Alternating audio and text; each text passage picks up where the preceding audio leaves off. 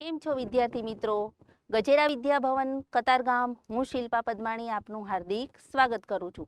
આજે આપણે ધોરણ 6 વિષય કમ્પ્યુટર અને કમ્પ્યુટરની અંદર આજે આપણે શીખીશું એક્સેલ વર્કશીટ. હવે આપણે કમ્પ્યુટરની અંદર ઘણા બધા સોફ્ટવેરો આપણે શીખીએ જ છીએ, બરાબર? તો એની અંદરનો એક સોફ્ટવેર છે એક્સેલ. તો આ એક્સેલ પ્રોગ્રામની અંદર આપણે કેવા કાર્યો કરી શકીએ? તો ગણિતને લગતા કાર્યો આપણે આ પ્રોગ્રામની અંદર કરી શકીએ છીએ. હવે જ્યારે આપણે પ્રોગ્રામ ખોલીએ છીએ ત્યારે તમારી સ્ક્રીન આ રીતે દેખાશે. જો બધા સોફ્ટવેર કરતાં આ સોફ્ટવેરની સ્ક્રીન અલગ છે, ખાનાવાળી સ્ક્રીન દેખાશે. હવે જ્યારે આપણે આ પ્રોગ્રામ ખોલીએ છીએ ત્યારે સૌથી પહેલાં અહીંયા જે બટન છે એ બટનને કહેવાય છે ઓફિસ બટન. હવે ઓફિસ બટન પર આપણે ક્લિક કરીએ એટલે એની અંદરના જેટલા પણ ટૂલ છે તે ટૂલ ઓપન થશે. ન્યૂ, ઓપન, સેવ એઝ, આ બધા ટૂલ અહીંયા ઓફિસ બટનની અંદર આવેલા છે. ત્યાર પછી તેની બાજુમાં જે ટૂલ આપેલા છે જેને ક્વિક એક્સેસ ટૂલબાર કહેવાય છે, કે જે ટૂલનો આપણે વારંવાર યુઝ કરવાનો હોય તે ટૂલ આપણને અહીંયા જોઈ શકે છે. અને એના સિવાયના જો ટૂલ આપણે લેવા હોય તો અહીંયા બાજુની અંદર ડાઉન એરો પર ક્લિક કરવાથી આપણે આ ટૂલો અહીંયા લઈ શકીએ છીએ. આ ટૂલને કહેવાય છે ક્વિક એક્સેસ ટૂલબાર. ત્યાર પછી અહીંયા જે તમને વ્હાઇટ કલરની પટ્ટી દેખાય છે તેને કહેવાય છે ટાઇટલ બાર. ટાઇટલ બારની અંદર જમણી બાજુ 3 બટન આપેલા છે જેને કંટ્રોલ બટન કહેવાય છે. મિનિમાઇઝ, રિસ્ટોર ડાઉન અને ક્લોઝ બટન. ત્યાર પછી ટાઇટલ બાર આપણને શું દર્શાવે છે? તો કે જ્યારે આપણે પ્રોગ્રામ ખોલીએ છીએ ત્યારે બાય ડિફોલ્ટ અહીંયા નામ લખેલું હોય છે બુક 1. પણ જો આપણે કોઈ પણ ફાઇલ બનાવીએ છીએ અને એ ફાઇલને આપણે સેવ કરીએ છીએ કોઈ નામથી, તો બુક 1ની જગ્યાએ એ ફાઇલનું નામ અહીંયા આવી જાય છે. આને કહેવાય છે ટાઇટલ બાર. ત્યાર પછી ટાઇટલ બારની નીચે આપણને આપેલો છે મેનુ બાર. તો મેનુ બારની અંદર અલગ અલગ મેનુઓ આવેલા છે. Home, insert, page layout, formula વગેરે અહીંયા આપણને મેનુ દેખાય છે. હવે કોઈ પણ મેનુ પર આપણે ક્લિક કરીએ તો એ મેનુના ટૂલ અહીંયા નીચે ઓપન થશે, જેને રિબન એરિયા કહેવાય છે. દાખલા તરીકે હું ઇન્સર્ટ મેનુ ખોલું છું તો ઇન્સર્ટ મેનુની અંદર જેટલા પણ ટૂલ હશે તે બધા જ ટૂલ અહીંયા રિબન એરિયાની અંદર ઓપન થશે. આ હોમ મેનુ છે. હોમ મેનુની અંદર પણ અહીંયા અલગ અલગ આપણે લખાણને ફોર્મેટિંગ કરી શકીએ એ માટેના ટૂલ અહીંયા આપણને આપેલા છે. ત્યાર પછી અહીંયા આપણને જે પટ્ટી દેખાય છે વ્હાઇટ કલરની તેને કહેવાય છે નેમ બોક્સ. હવે નેમ બોક્સ આપણને શું દર્શાવે છે? તો કે જે સેલની અંદર આપણે કાર્ય કરતા હોય એ સેલનું નામ અહીંયા બતાવે છે, જેને નેમ બોક્સ કહેવાય છે. ત્યાર પછી અહીંયા જે પટ્ટી છે તેને કહેવાય છે ફોર્મ્યુલા બાર. હવે એક્સેલ પ્રોગ્રામની અંદર કોઈ પણ ગણતરીઓ આપણે કરીએ છીએ તો એ ગણતરી કરવા માટે ફોર્મ્યુલાની જરૂર પડે અને એ ફોર્મ્યુલા આપણે જ્યારે અહીંયા ટાઈપ કરતા હોય ત્યારે આપણને અહીંયા ફોર્મ્યુલા બારની અંદર બતાવે છે. ત્યાર પછી અહીંયા તમને સ્ક્રીનની અંદર જે ઊભી લીટી દેખાય છે એ લીટીને કહેવાય છે કોલમ. સ્ક્રીનની અંદર જે ઊભી લીટી છે તેને શું કહેવાય છે? કોલમ.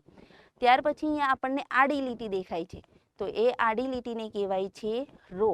અને રો અને કોલમ છેદીને જે બને છે તેને સેલ કહેવાય. એટલે કે જે ખાનું બને છે એ ખાનાને શું કહેવાય? સેલ.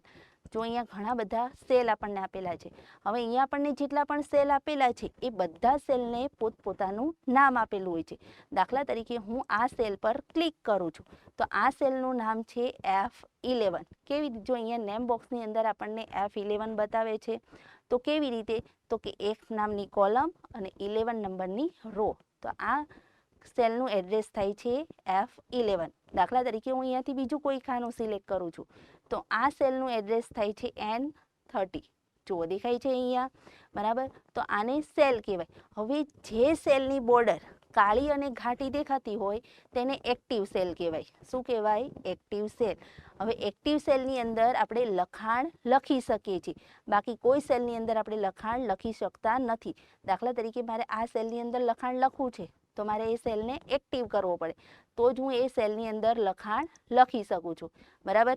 તો અહીંયાથી આપણે આ રીતે લખાણ લખી શકીએ છીએ. હવે જ્યારે આપણે આ એક્સેલ પ્રોગ્રામ ખોલીએ છીએ ત્યારે એક્સેલ પ્રોગ્રામની અંદર આપણને બાય ડિફોલ્ટ 3 શીટ આપે છે. શીટ 1, શીટ 2 અને શીટ 3.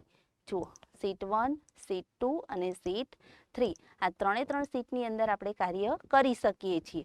ત્યાર પછી અહીંયા આપણને આ શીટની અંદર આપણે કંઈ પણ લખાણ લખવું હોય તો આપણે આ સેલની અંદર લખાણ લખી શકીએ છીએ. દાખલા તરીકે આપણા એક્સેલ પ્રોગ્રામની અંદર કોઈ પણ કાર્ય આપણે ગણિતને લગતું કાર્ય આપણે કરવાનું હોય તો આપણે સરળતાથી કરી શકીએ છીએ. તો કે કેવી રીતે? દાખલા તરીકે મારે કોઈ રોલ નંબર લખવા છે, તો રોલ નંબર મારે 500 સુધી લખવાય, તો હું એ 500 સુધી લખું તો કેટલી બધી વાર લાગે? તો હું અહીંયા લખીશ 1 અને 2, જેને ફિલ સિરીઝ કહેવાય. આ બંને સેલને 1 અને 2 લખીને હું આ રીતે સિલેક્ટ કરીને અહીંયાથી માઉસ પોઇન્ટર દ્વારા ડ્રોપ કરીશ તો એની જાતે નંબર લખાઈ જશે. હવે ત્યાર પછી આપણે જો કોઈ બેની સંખ્યામાં લખવું હોય, દાખલા તરીકે હું અહીંયા લખું છું 2 અને અહીંયા લખીશ 4. હવે આ બંનેને બેની ગણતરી આપણે જ્યારે કરવાની હોય ત્યારે આપણે બે તો અહીંયા હું રેક કરીશ તો જુઓ અહીંયા બેની ગણતરી થઈ ગઈ. એવી જ રીતે આપણે કોઈ સન્ડે મંડેના વારના નામ લખવા છે, દાખલા તરીકે હું અહીંયા લખું છું સન્ડે, ક્લિક કરો અને અહીંયાથી કરો રેક. જો વારના નામ જાતે આવી ગયા, બરાબર. એવી જ રીતે આપણે મંથના નામ લખી શકીએ છીએ, તો હું અહીંયા લખીશ જાન્યુઆરી. ત્યાર પછી હું અહીંયા ક્લિક કરીશ અને અહીંયાથી રેક કરીશ. જો નંબર આવી ગયા. હવે ઘણીવાર કેવું થાય કે આપણું લખાણ સેલની બહાર જતું રહે, તો એ સેલને આપણે મોટા કરવા માટે શું કરવું પડે? તો કે અહીંયા ઉપર દાખલા તરીકે મારે એફ નામનો જે કોલમ છે એ કોલમને મારે એની વિડ્થ વધારવી છે, તો એના માટે એફ અને જી વચ્ચે જે કોલમ છે ત્યાં માઉસ પોઇન્ટર લઈ જાઓ અને અહીંયાથી કરો રેક. એવી જ રીતે તમે રોની હાઇટ પણ વધારી શકો છો. જુઓ તો આને આપણે અહીંયા જે સિરીઝ લખેલી છે તેને ફિલ સિરીઝ કહેવાય છે, બરાબર. ત્યાર પછી હવે આપણે આ પ્રોગ્રામની અંદર માર્કશીટ બનાવતા આપણે બીજા નેક્સ્ટ વિડીયોની અંદર જોઈશું. Thank you.